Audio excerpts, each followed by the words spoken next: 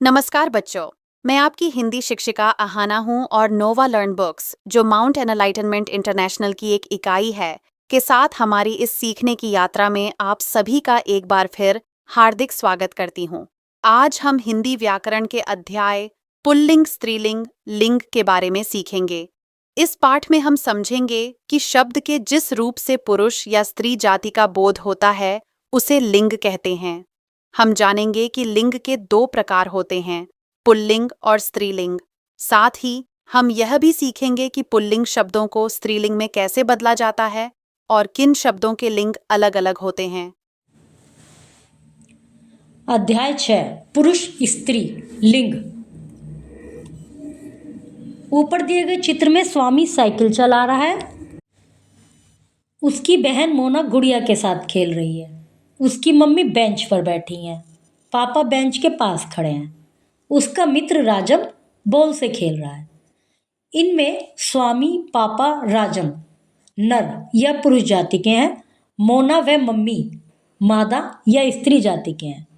शब्द का वह रूप जिससे यह पता चलता हो कि वह पुरुष के लिए प्रयोग हुआ है अथवा स्त्री के लिए लिंग कहलाता है। मतलब जिस शब्द से हमें पता चलता है कि किसी मेल की बात चल रही है, फीमेल की, और हिंदी में उसको कहते हैं स्त्री, फीमेल को, और मेल को कहते हैं पुरुष। मादा भी कहते हैं फीमेल को और नर कहते हैं मेल को। तो जिनसे इनका पता चलता है वो कहलाते हैं, वे शब्द लिंग कहलाते हैं। जिन शब्दों से हमें पता चलता है कि पुरुष जाति की बात चल रही है, स्त्री जाति की बात चल रही है, तो वे शब्द लिंग कहलाते हैं। सभी शब्दों से किसी न किसी लिंग का पता अवश्य लगता है। शब्द के जिस रूप से स्त्री या पुरुष जाति के होने का बोध हो उसको लिंग कहते हैं। ये परिभाषा है लिंग की। दो भेद होते हैं, पुल्लिंग और स्त्रीलिंग। पुल्लिंग शब्द के जिस रूप से उसके पुरुष जाति के होने का बोध होता है उसे पुल्लिंग कहते हैं, जैसे पापा, नाना, मुर्गा। स्त्रीलिंग शब्द के जिस रूप से उसके स्त्रीलिंग होने का बोध होता है, स्त्री जाति के होने का बोध होता है, उन्हें स्त्रीलिंग कहते हैं, जैसे मम्मी, नानी, मुर्गी। कुछ जंतुओं के नाम सदा पुल्लिंग में होते हैं, जैसे भेड़िया, कछुआ, मच्छर, तोता, खरगोश। ऐसे तो बोलते हैं खरगोश आ गया, मगरमच्छ आ गया, कौवा आ गया। चीता, भालू, खटमल, ये सब पुल्लिंग में यूज होते हैं। यदि इन्हें स्त्रीलिंग बनाना है, इनके स्त्रीलिंग की बात कहनी है इनके विषय में, तो हम मादा भेड़िया, मादा कछुआ इस तरह से लिखते हैं। मादा मच्छर, तोता, खरगोश, मादा खरगोश, ऐसे। कुछ जंतुओं के नाम सदा स्त्रीलिंग में होते हैं, तो जैसे बुलबुल, मछली, गिलहरी। गिलहरी आ गई, हमेशा यही कहते हैं, चाहे वो नर गिलहरी है चाहे वो मादा गिलहरी है, बट हम क्या कहते हैं, गिलहरी आ गई। तो इनके हमेशा स्त्रीलिंग में यूज होते हैं। तितली, कोयल, छिपकली, मक्खी, मकड़ी, लोमड़ी, चील। और यदि इनके पुल्लिंग की बात कहनी हो तो हम इसमें नर जोड़ देते हैं, जैसे नर तितली, नर कोयल, नर छिपकली। प्रत्येक शब्द संज्ञा शब्द या तो पुल्लिंग है या स्त्रीलिंग है, चाहे वो सजीव हो चाहे वो निर्जीव हो। कोई भी चीज़ आप देखिए, अपना घर में है, आप फ़ोन रखा है आपके पास में, फ़ोन भी या तो पुल्लिंग है या स्त्रीलिंग है। आप फ़ोन को कैसे यूज़ करते हैं, मेरा फ़ोन कहाँ खो गया, ये तो नहीं कहते मेरा फ़ोन कहाँ खो गई। तो ये एक अपने वो बने हुए हैं कि हर उसका कोई ना कोई लिंग होता है, चाहे निर्जीव हो चाहे वो सजीव हो।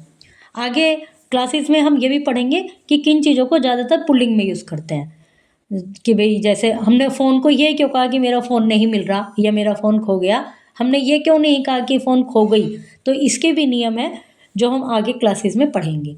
और सही लिंग, वचन, काल की जानकारी के लिए हमें किसका ज्ञान होना चाहिए, व्याकरण का। और व्याकरण से ये चीज़ें हमें पता चलती हैं कि भाई किसको हम पुल्लिंग में मान रहे हैं, किसको हम स्त्रीलिंग में मान रहे हैं, क्या पहचान है कि हम उसको पुल्लिंग में मान रहे हैं। कुछ वस्तुओं को हम बड़े आकार, अधिक वचन और कठोरता के कारण भी पुल्लिंग कहते हैं, जैसे सूरज, चांद, ट्रक आदि। कुछ वस्तुओं को हम छोटे आकार, कम वजन, कोमलता के कारण भी स्त्रीलिंग कहते हैं, जैसे पुस्तक, साइकिल आदि। लेकिन हाँ, कुछ चीज़ों की पहचान है कि जिनको हम पुल्लिंग और स्त्रीलिंग में मानते हैं। पुल्लिंग से स्त्रीलिंग बनाने के नियम। पुल्लिंग से स्त्रीलिंग बनाने के नियम इस प्रकार हैं। पुल्लिंग शब्द के अंत में ए और आ को ई में बदलकर, जैसे देव, देवी, दादा, दादी, ऐसे समाप्त होने वाले पुल्लिंग शब्द में आ लगाकर, आदरणीय, आदरणीया, शिष्य, शिष्या। पुल्लिंग शब्द के अंत में अक के स्थान पर ई का, जैसे नायक, नायिका, सहायक, सहायिका। कुछ पुल्लिंग शब्दों के अंत में इन लगाकर स्त्रीलिंग बन जाते हैं। माली, मालिन, तेली, तेलिन। आ के स्थान पर ईया लगाकर पुल्लिंग शब्दों को स्त्रीलिंग बना लेते हैं, जैसे बेटा, बिटिया, लोटा, लुटिया, बूढ़ा, बुढ़िया, गुड्डा, गुड़िया। कुछ पुल्लिंग शब्दों के अंत में ए होता है, उसमें आनी जोड़कर स्त्रीलिंग बना लेते हैं, जैसे देवर, देवरानी, सेठ, सेठानी। कुछ पुल्लिंग शब्दों के अंत में नी लगाकर स्त्रीलिंग बना लेते हैं, जैसे शेर, शेरनी, चोर, चोरनी। कुछ पुल्लिंग शब्दों के अंत में ई, बड़ी ई के स्थान पर इनी लगाकर स्त्रीलिंग बनाते हैं, जैसे हाथी, हथिनी, छोटी ई कर दिया बड़ी ई का, और इधर आ गई मात्रा और इनी लगा दिया, मतलब स्वामी, स्वामिनी। कुछ पुल्लिंग शब्दों का स्त्रीलिंग बिल्कुल अलग होता है, जैसे बैल, गाय, राजा, रानी, वर, वधू, विधुर, विधवा, भाई, बहन, पिता, माता। यदि पुल्लिंग शब्द के अंत में मान या वान आया हो तो स्त्रीलिंग बनाने के लिए इन्हें क्रमशः मति और वती में बदल देते हैं, जैसे श्रीमान, श्रीमती, रूपवान, रूपवती।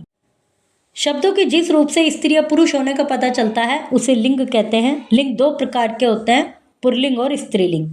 प्रत्येक सजीव या निर्जीव संज्ञा शब्द या तो पुल्लिंग होता है या स्त्रीलिंग होता है। कुछ जंतुओं के नाम सदा पुल्लिंग होते हैं, कुछ के सदा स्त्रीलिंग।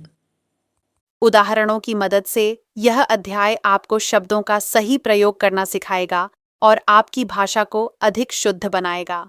तो चलिए बच्चों, इस रोचक अध्याय को ध्यान से सीखते हैं। धन्यवाद और शुभ अध्ययन।